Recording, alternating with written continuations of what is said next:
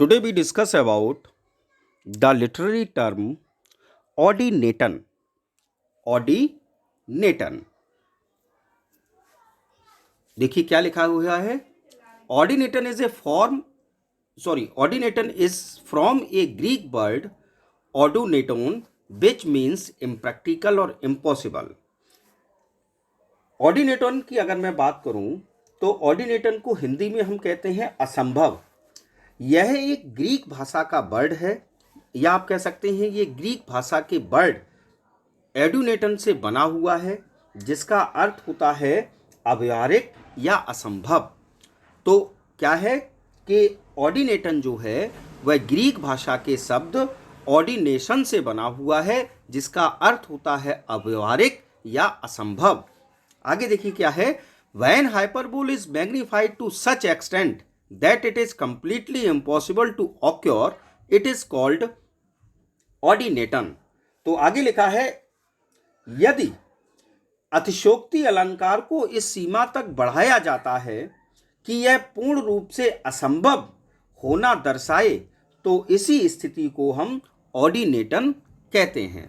फिर से समझिए, जब अतिशयोक्ति को, जैसे हाइपरबोल हम जानते हैं अतिशयोक्ति, तो जब अतिशयोक्ति को इस स्तर तक बढ़ाया जाए कि यह पूर्ण रूप से असंभव प्रदर्शित करने लगे कि ये जो दिखाने की कोशिश की जा रही है ये असंभव है, तो इसी स्थिति को ऑर्डिनेटन कहते हैं. इसको एक अच्छे से एग्जाम्पल से समझने का प्रयत्न करते हैं. जैसे कि लिखा है, I love you dear, I will love you. I love you dear, I will love you, यहां तक तो ठीक है. Till China and Africa meet, कब तक प्यार करूंगा? जब तक चाइना और अफ्रीका नहीं मिल जाते. Till China and Africa meet.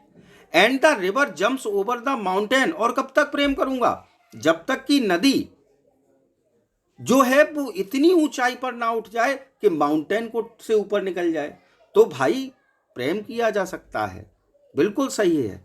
I will love you ये भी सही है, लेकिन till China and Africa meet and the river jumps over the mountain, ये कैसी चीजें हैं आपकी?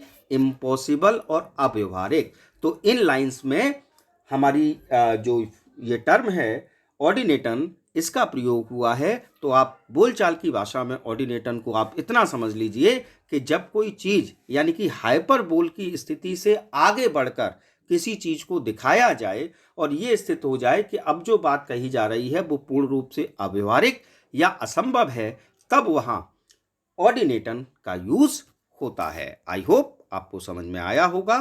Thanks for watching.